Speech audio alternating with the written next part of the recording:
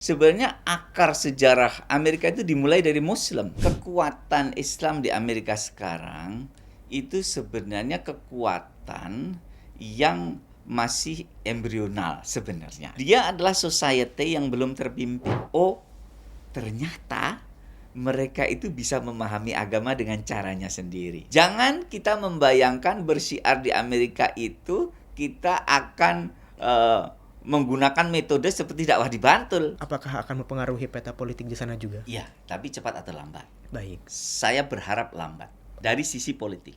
Oh, kenapa itu, Prof? Imam Syamsi ini kita pilih karena dia punya dampak yang tidak hanya nasional tapi juga global.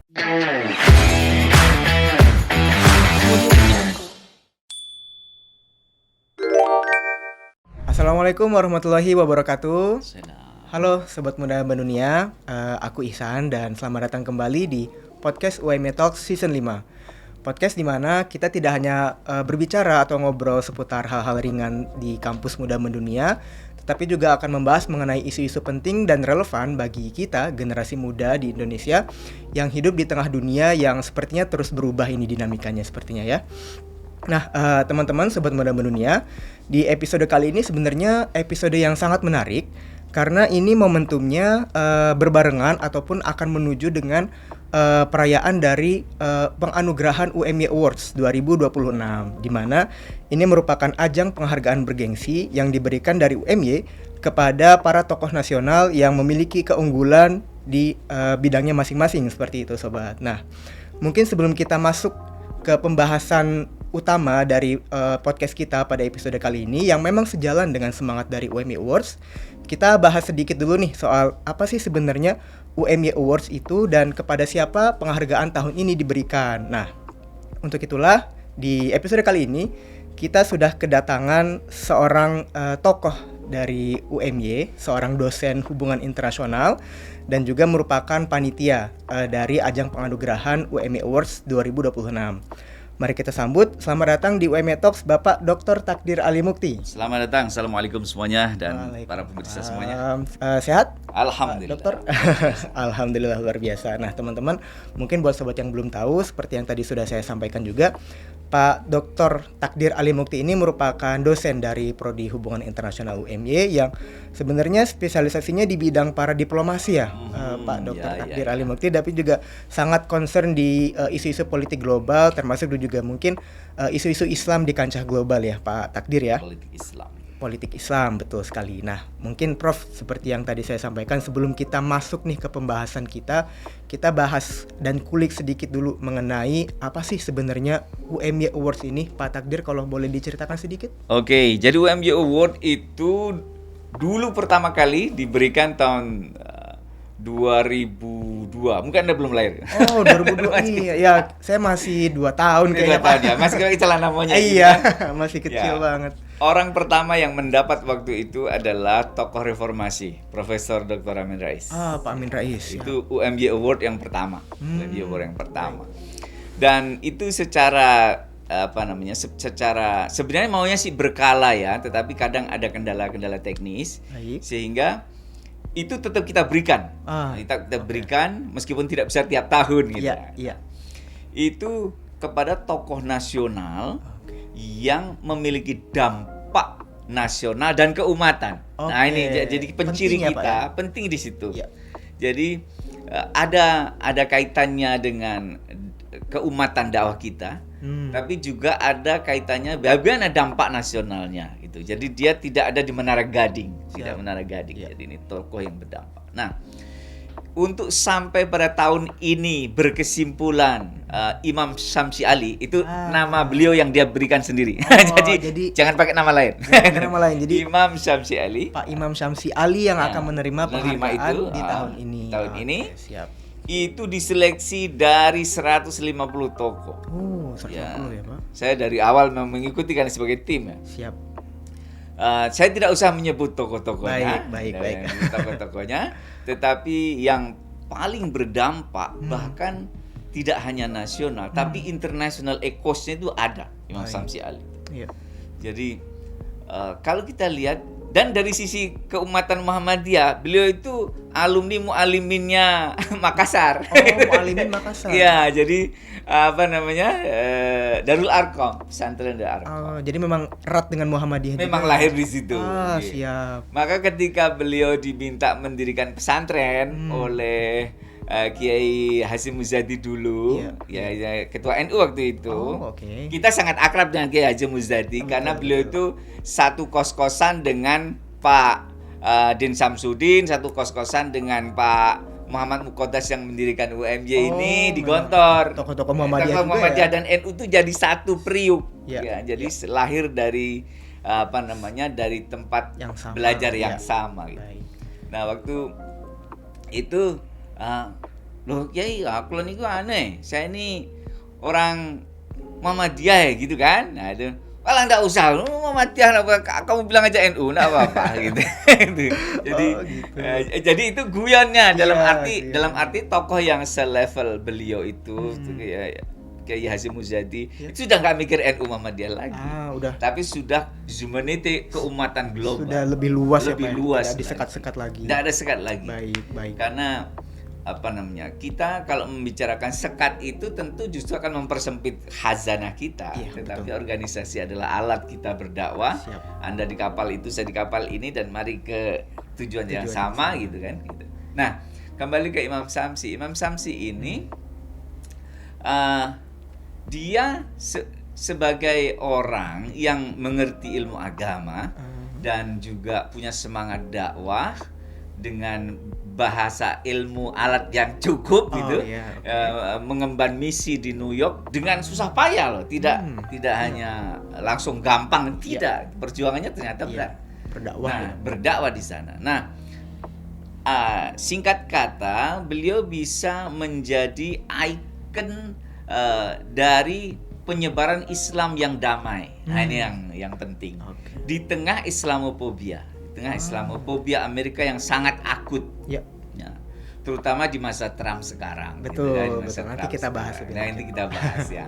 Nah, Imam Syamsi ini dia bisa diakui tidak hanya dari komunitas Indonesia yang ada di New York, tapi juga dari Kanada sebenarnya, dari ulama-ulama North America, gitu, itu sampai ke Amerika ujung-ujung selatan itu Nah, sehingga posisi beliau ini menjadi, memang dia tokoh agama, tetapi kan spillovernya itu, influence spillovernya itu, ya, pengaruh yang blebernya itu sampai ke politik kan.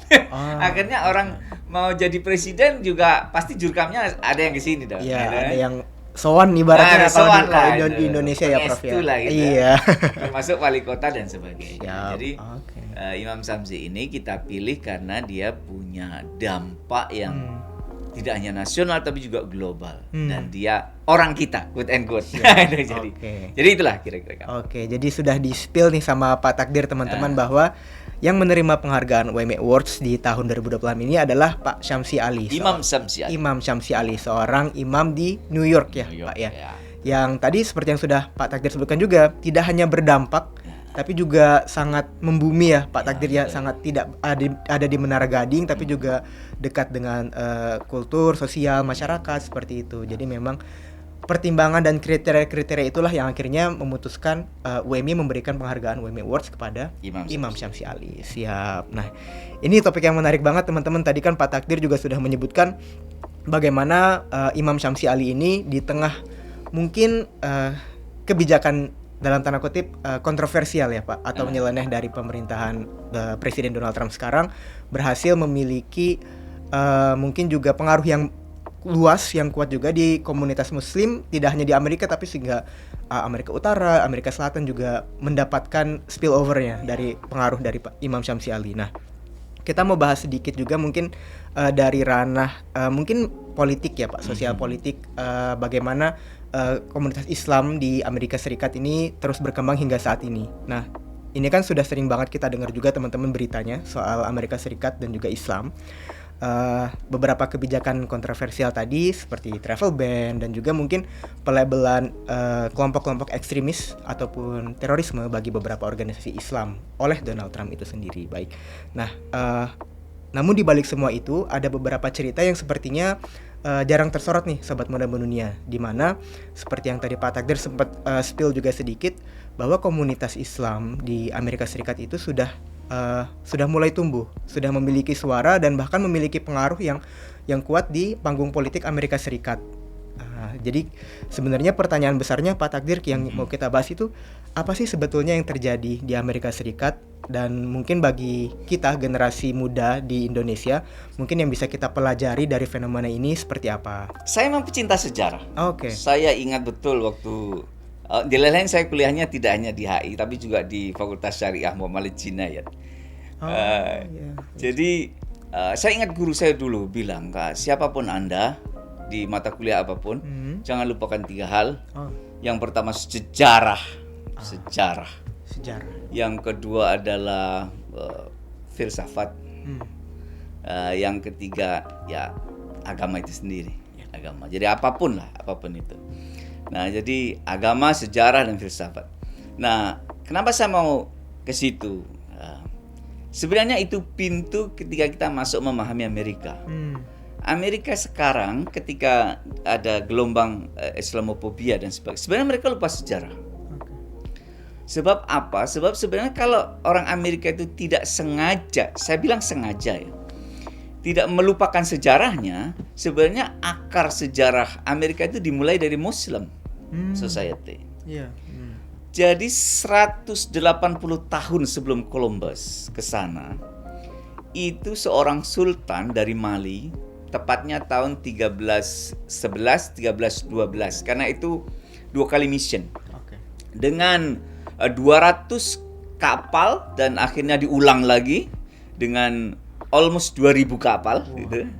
Seorang sultan menyerahkan tahtanya kepada adiknya hanya untuk datang ke Amerika.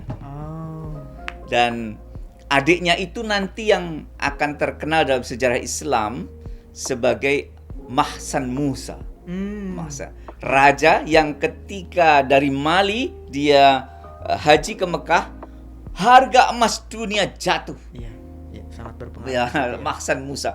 Karena dia membawa banyak gajah, bawa banyak ini isinya emas. Terkenal dengan berton-ton ya. Semua tempat yang dia lalui dari Mali sampai Masjidil Haram itu menjadi daerah makmur semua dalam sekali perjalanan. Itu adalah adik dari Sultan Abu Bakar kedua di Mali. Ya. Itu kejadian sekali lagi tahun 12 yang mission kedua. Dan mission pertama itu gagal. Kemudian artinya apa? Kalau Columbus masuk ke Amerika itu 1492 gitu, ya 1492. Itu berarti kalau 13-12 kita ngitungnya, berarti kan 180 tahun before. Hampir 200 tahun. Hampir 200 tahun. Maka kalau kita ke daerah Indian pedalaman, suku Maya, Inka, di sana Anda akan menemui situasi nama-nama tulisan di gua-gua dan juga nama-nama kampung seperti kalau Anda datang ke Alhambra, Spanyol. Kalau kita datang ke Spanyol, itu kan nama kampungnya kampung-kampung Arab. Padahal ini namanya kan tetap sampai sekarang itu kampung Arab. Saya dan teman-teman itu kan tidur di kampung di Spanyol. Tapi nama kampungnya Arab semua. Nama gangnya Arab semua. Loh kenapa? Ya ini sebenarnya itu satu masa dengan kejayaan Mahsan Musa. Bagian dari sejarah abad ke-14an itu. Nah, kalau kita ke misalnya Cherokee, Geronimo, kemudian kita ke Indian lama, mereka sudah, Anda cari nantilah di Google lah. Mereka sudah Muslim. Hurufnya sudah huruf Arab, huruf Arab. Sudah. Nah, baru setelah Columbus datang dan kolonialis Barat itu datang, itu menghapus semua sejarah Islam itu. Nah, itu tipe kolonialisme Barat yang ingin melupakan sejarah. Nah, jadi tadi di awal saya buka dengan kata jangan lupakan sejarah itu. Karena Amerika itu menjadi Islamofobia akibat memutus sejarah itu, memutus sejarah. Yeah. Sehingga telaah sejarah kita sekarang itu harus masuk ke critical history yang harus dekolonisasi, pemahaman ulang, rekonstruksi ulang sejarah itu. Nah, Amerika sekarang itu masih baru pada kesadaran ini orang. Kenapa kok sekarang ada 2-3 kota yang memberlakukan wali kotanya Muslim dan sebagainya? Banyak hukum-hukum Islam diberlakukan di sana. Sebenarnya kalau kita mau konsisten, sebenarnya Islam itu diuntungkan dengan prinsip bernegara Amerika. Oh begitu. Iya, karena di sana bebas orang berdebat. Ya.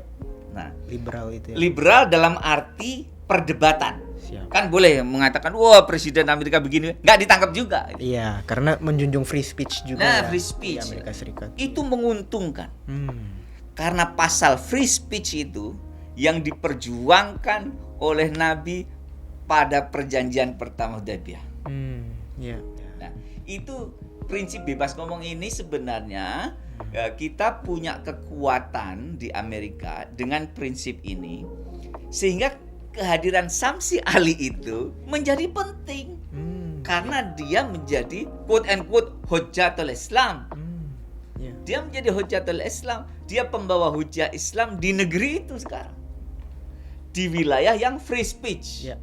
Free speech. Nah, sehingga saya kira tugas Samsi Ali, Imam Samsi Ali adalah kembali meluruskan sejarah Amerika. Kalau dia sudah Amerika itu paling tidak itu kan itu generasi-generasi ya. Tahap awalnya iya ya, sebelum Columbus tuh ada orang di sini. Anda bisa lihat tuh. Tuh lihat tuh, nama-nama kampung. Tuh lihat tuh, tulisan di gua-gua. Ya sudah tulisan bukan Romawi lagi gitu. Jadi saya kira dia itu sebagai Raden Patah gitu. Ibaratnya dia pembuka pintu ketika konstitusi mendukung, ketika untuk membuka tabir yang nama Islamofobia. Tadi saya katakan kenapa Islamofobia, karena mereka diputus dari sejarah awal. Gitu. Jadi saya kira intinya seperti itu.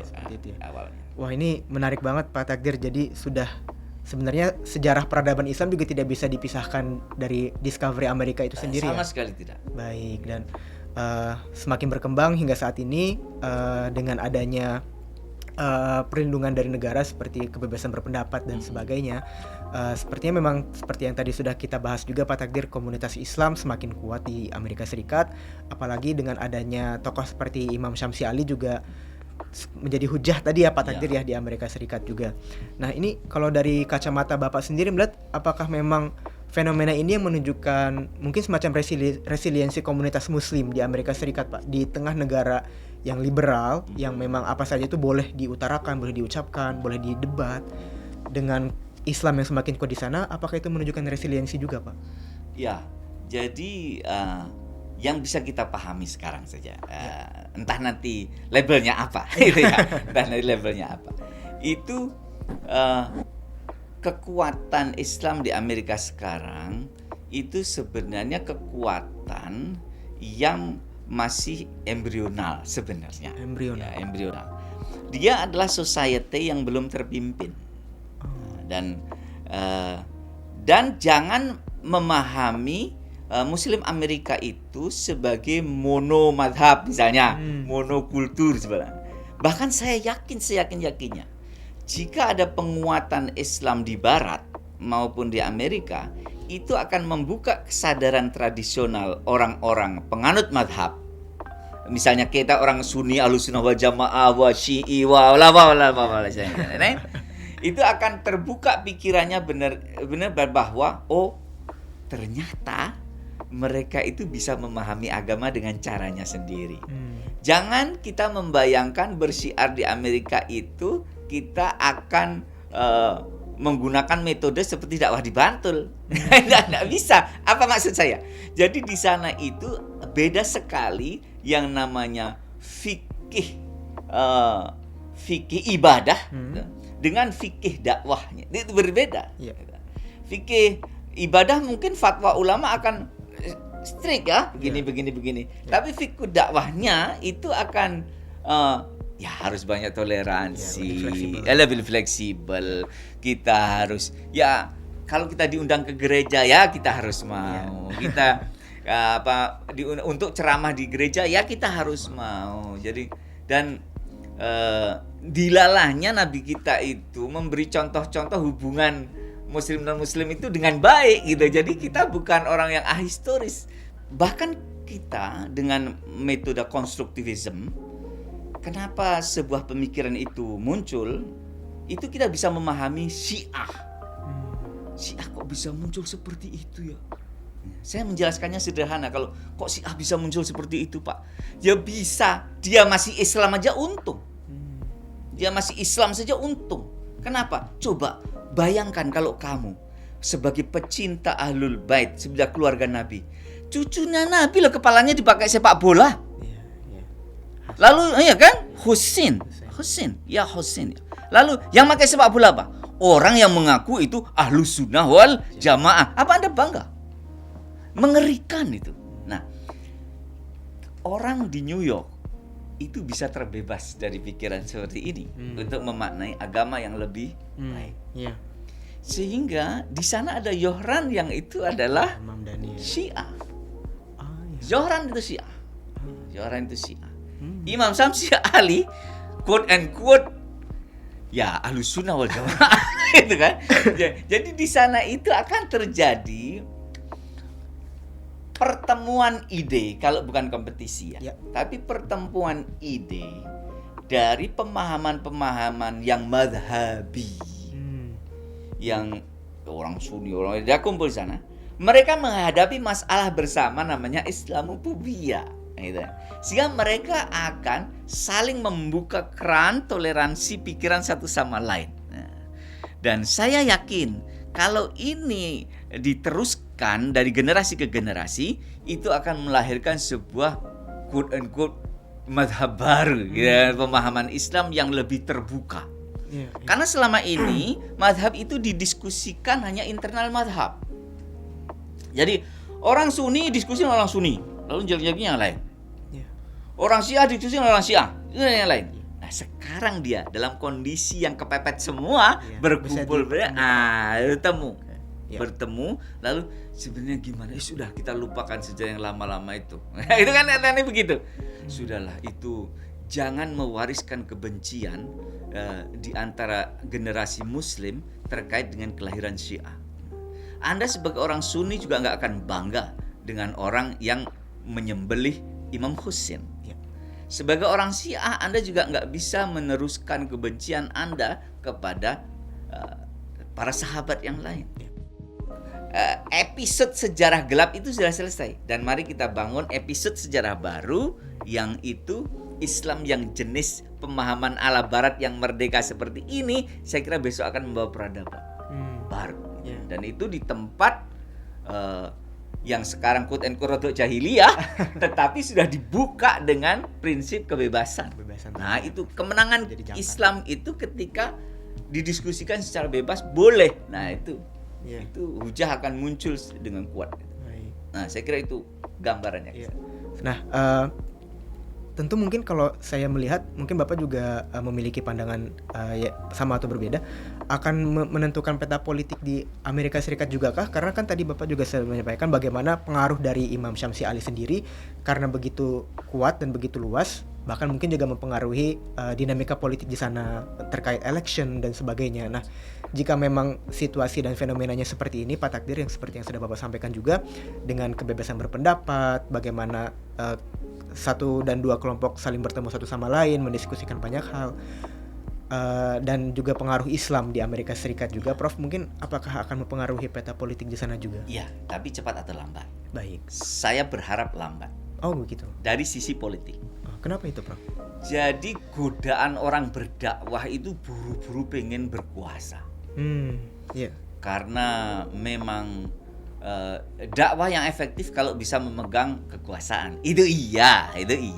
Tetapi kalau infrastruktur dakwah belum kuat dan Anda men-challenge kekuasaan, kalau berhasil, alhamdulillah. Kalau tidak, back to minus, not only zero. Akan dihabisi oleh penguasa itu.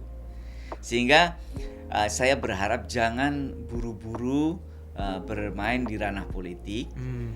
Kita bermain saja dulu di wilayah penguatan tadi misi-misi pencerahan.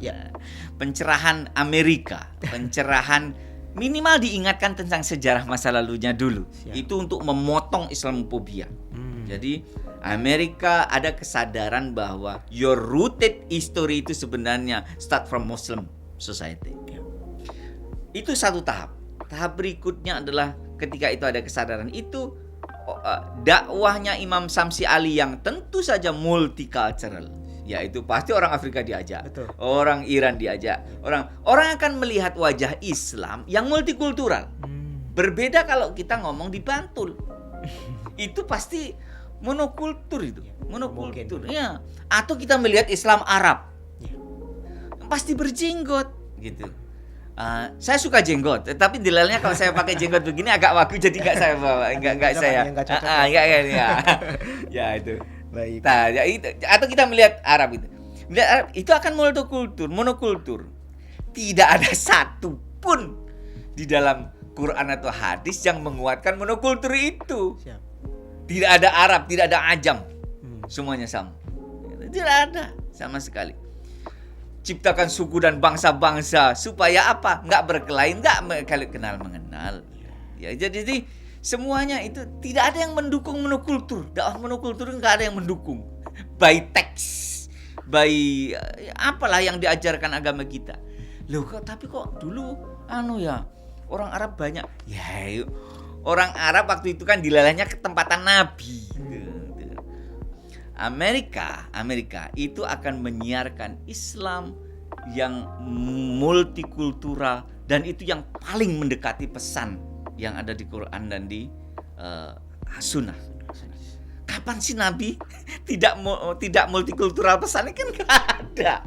Bahkan sebagai orang Arab jalan nggak ada Arab, nggak ada Ajam. Itu kan pernyataan luar biasa. Nggak ada. Kemudian prinsip kedua yang menguntungkan kita di Amerika itu egalitarianism. Egalitarianism. Setelah tadi kebebasan berbicara, freedom of speech, tadi ada egalitarianism. Kesetaraan. Kesetaraan luar biasa. Dulu kan Sayyidiyah untuk memanggil orang-orang terhormat di Arab. Lalu semuanya dirubah semua. Hanya dua saja nih. Apa? Semua adalah sahabat. Ya, semua adalah sahabat. Seorang budak, sahabat Umar. Kalau dulu ngomong begitu, penggal kepalanya sama Umar. Tapi begitu Nabi ada lalu, semuanya sahabat. Bayangkan serata itu. Yang dulu budak mendadak memanggil Umar sahabat. Gila nih. Ini seperti minas sama iwas sumuri. Jadi ini setara. Yang kedua, yang membedakan, yang satu Rasulullah. Kamu ya jangan ngomong yang aneh-aneh, jangan sama. Ya hanya adanya cuma Rasulullah sama sahabat. Ya, jadi cuma sahabat. Jadi egalitarianism ini yang nanti pasti akan orang Barat terkejut-kejut. Di Islam sangat egaliter, sehingga egalitarianism itu meskipun tidak melupakan adab. Nah, adab tetap ada, tetapi tetap egaliter. Jadi itu dua prinsip itu yang saya yakin di Amerika akan bisa menjadi kekuatan, dan itu yang akan melahirkan pemahaman baru tentang Islam, dan itu semoga ada kader. Nah ini pesan saya, semoga ada kader-kader kita yang dibina oleh Imam Samsi Ali. Bagaimanapun Imam Samsi Ali kan manusia juga. Ya kalau setelah duhur itu biasanya kan asar kan maghrib. Jadi kan itu harus ada kader yang meneruskan dakwah multikultural ini sehingga besok menjadi quote and quote macam manhaj ya. Macam kalau bukan madhab saya bilang manhaj lah ya, atau cara pemahaman Islam yang saya percaya betul yang multikultural itu yang lebih mendekati pada apa yang ada dalam teks Quran maupun Sunnah. Dan akan terus berlanjut ya. Ya, itu penting. Siap. Wah, makasih banyak Pak Takdir untuk obrolan kita ini. Banyak banget Sobat Mendunia insight yang sangat luar biasa dan juga membuka wawasan kita ya terkait Amerika Serikat dan juga Islam. Tadi Pak Takdir sudah banyak sekali cerita, mungkin beberapa yang bisa di-highlight juga terkait sejarah Pak Takdir yang tidak bisa kita lepaskan juga, pengaruh dan juga peradaban Islam dari Amerika Serikat itu sendiri. Terus juga mungkin mengenai bagaimana. Ada satu hal, boleh. menit ya. Boleh. Jadi ada satu kata yang mendikte kita, dan itu sebuah ikon kolonialisme. Tadi saya nyebut kata Columbus. Iya. Lalu kita sejak SD, SMP, SMA diajari. Taunya Columbus. Penemu benua Amerika adalah Christopher Columbus. Kata penemu itu adalah pilihan kata kolonialis. Lo emangnya sebelum Columbus ke sana, kemana benua ini? Iya. Oh, sudah dikelola oleh banyak orang. Jadi kata Siek menemukan Siek itu adalah diksi-diksi kolonialis. Dan itu harus dirubah. Karena itu membingkai mindset. Seolah-olah nggak ada sejarah sebelum dia. Padahal dia adalah ternyata orang belakangan lo 200 tahun. Betul. Nah itu banyak di tempat lain begitu. Iya, bagian dari sejarah yang sepertinya perlu kita rekonstruksi Kita ulang harus ya. konstruksi itu. Iya, terkait diksi Penemu kolonialisme itu tadi. Penemu benua Amerika. Nggak ada itu. Oke, baik. Ini menarik banget, tambahan insight lagi juga nih Sobat Muda Mendunia. Jadi banyak sekali yang kita dapatkan juga bagaimana prinsip-prinsip Islam yang tadi sempat Pak Takdir sampaikan juga mengenai multikulturalisme dan juga egalitarisme. Ini juga sepertinya yang akan menjadi pondasi juga ya untuk menyebarluaskan Islam di Amerika Serikat, dan bagaimana mungkin nantinya Pak Imam Syamsi Ali juga menjadi pintu pembuka penyebarluasan Islam di Amerika Serikat yang memang pengaruhnya sudah sangat luas seperti yang tadi sudah kita bahas juga, tidak hanya bagi komunitas muslim namun juga bagi Amerika Serikat itu sendiri, bahkan berpengaruh hingga panggung politik di Amerika Serikat. Nah, seperti itu teman-teman semua, dan harapannya apa yang kita diskusikan pada hari ini menjadi momentum kita untuk merayakan generasi-generasi terbaik umat muslim, dan salah satunya disambut juga oleh penganugerahan UMI Awards tahun 2026 yang nantinya akan dilaksanakan tanggal berapa Pak Takdir? Ini besok hari Sabtu. Besok hari Sabtu ini, tanggal 23 Mei 2026, seperti itu Sobat Muda Dunia. Nah, Pak Takdir sekali lagi terima kasih untuk obrolan kita. Semoga manfaat untuk semuanya. Siap, terima kasih banyak.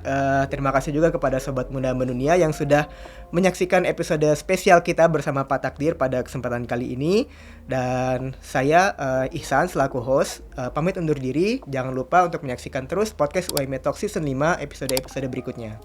Kami pamit. Wassalamualaikum warahmatullahi wabarakatuh. Waalaikumsalam warahmatullahi wabarakatuh.